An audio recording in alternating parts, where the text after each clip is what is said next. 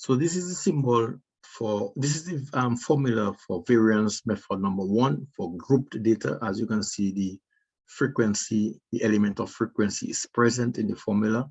And if you scrutinize the formula closely, the denominator is the sum of f. We have found that already to be 70. X means a data value. The mean is present, the sample mean. So we need to use the sample mean. All right, so let's carry forward the sample mean we got. We got 42.21. For this example in the worksheet, some students see in the assignment itself, they got 32.38 or 42.375. Okay, so if that's what you got, you carry it forward and you're confident that's the correct answer, you carry it forward to the process of calculating the variance for group data, because you need sample mean, you need X bar in the formula. Okay, and we know the denominator already is 70 in our case. For you all, it appears to be 80. So please verify that is the denominator, the sum of the frequency. Okay, now what we need to get now, we need to get the numerator. Sigma is present. Please do not make sigma confuse you. So you say sigma, when you see sigma, you say to yourself, well, sigma, hold on a little while. Because sigma can be viewed as somebody talking, you know. That person saying no, to do that. You know, treat that as a microphone, a loudspeaker. Do this and then some. That's what sigma is saying. Do that. Cover sigma. Let us do that. What? F open bracket x minus x bar all squared. How? Via a table. Okay. Make a table and make that the heading of the table. If you want to do this manually, you look for F. You have to do that for each one of them, right? You look for F. In that example, the first F is 8. Okay. First F is 8.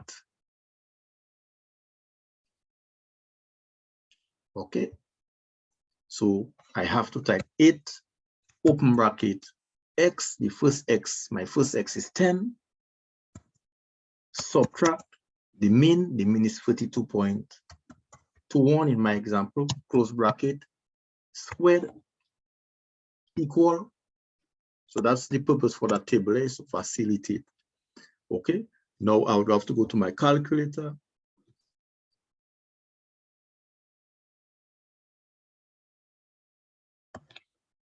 Eight times, open bracket, 10, subtract 42.21, close bracket, squared. Okay, you can try it also with your calculator, you know, if you're doing it manually. Enter. Okay, the first number I'm getting is 3946.27. 3946.27. Now I have to do this for the next interval. I have to do this for 20 and 22.5. I have to do this for 30. Imagine you have 200 intervals to do, 50 intervals. That will be laborious. It will become clumsy, inefficient. All you have to do is to go back to the Excel. So you can do it this way, all right? But when back to the Excel, we have our values there already. This we have done with fx. What we're missing is f. What we're missing to do now is f, open bracket, data value minus mean. So Excel, I'm not so sure how to do x bar on Excel, so I have to write the word mean, close bracket, all squared, because this is another way to write powering exponent. All right, so you want to type powering, you can use that upward arrow, squared. This is not the formula, so I delete this, but I still keep the sum because I need to add after, because according to the formula, Excel saying, the formula is saying to do that and then you'll add. Okay, so let us do that. So the first one now is, I must type equal F, 8 is in C2, C2 times F open bracket, times, open bracket. You must put the times. If you don't put the times, Excel will tell you some kind of weird thing, because Excel doesn't recognize something in front of a bracket is time. So you must type the asterisk. That's another symbol for times, the asterisk. You have the X, the asterisk, and a dot in the middle. So times, you must type times, open bracket. X, the first X is 10. 10 is in D2. D2, subtract the mean. You have to type the mean itself for it to maintain. Close bracket, upward arrow 2. Okay. The upward arrow, you get in shift 6. It's above the 6. And you just type enter. 3946.278. Is that what we got the first time? Manually? Is that what we got when we did it manually? 3946.27. Okay. Now I would like Excel to round off to 2 decimal places. So what you do, you go type on the cell, you go to Shift F10. Okay. Shift F10 or right click, format cells. Okay. Number, category number, 2 decimal places. It come by default. Okay. 2 decimal places. Okay. And then you go to that welcoming little green box there. Double click on it and voila. Here you have it applied to each one. Okay. And your sum automatically, to show your working, you just copy this column, Control C, go back to your Word version of your assignment. Okay, we have summed, so we can reveal sigma. And then here we have our working. So this is before, not really old school, but it's not before when we were offline, if you want to put it that way. So now we're online, making use of Excel. Okay, and here you have the sum of F times X minus the mean all squared. What I'm looking for now is the text box, because Excel doesn't permit me to type on the side of its table. Okay, the programmers did not accommodate for that. If I try to type there, some weird things happening. So I need to type where I want to utilize that blank spot, bring forward a text box, and then we can do our therefore now inside there. Here you have an equation, runtime, we can make use of it. It's not X bar, now it's S squared. That's the symbol for variance, S squared. Okay, so we type S squared. So anytime you see S squared, you see variance of a sample. Anytime you see 2 horizontal lines, the same length, you say equal. Okay, so in statistics, this is variance of a sample is equal to this sum right there.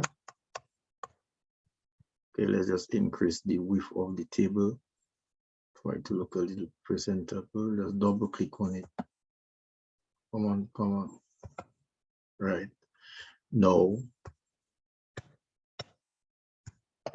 Control V divided by 70. Okay, copy this, paste it in the form, this calculator we have there. Right. Enter 149.56. 149.56 to decimal places suffice. Centimeters. 149.56. However, we're talking about standard deviation. All right. So we go to insert, go back to equations. So whenever you see S in any statistics course, or when you read in statistics and you see a little S in italics form, you say standard deviation. Okay, the standard deviation is the square root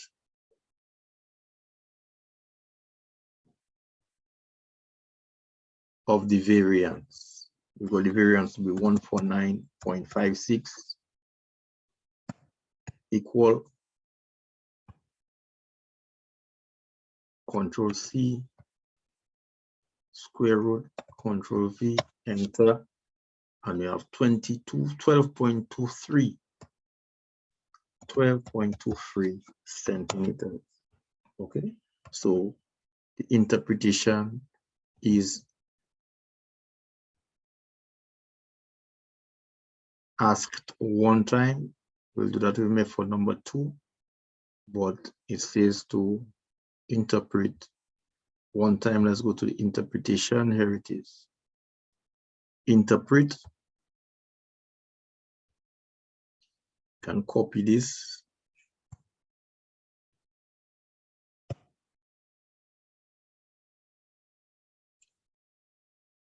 Come down here. Okay, that's E.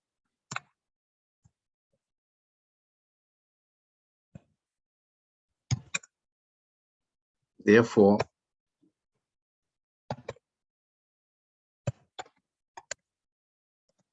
the average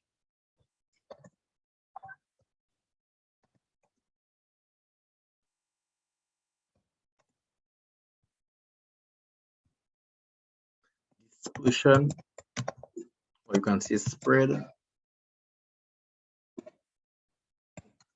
or you can say variability or differences between the values is 12.23 centimeters, because that's what the standard deviation does, gives you an average as to how different the values are. Okay, the average difference, okay, between the values. Okay, method number 1 for grouped data. Variance and standard deviation for grouped data, method number 1.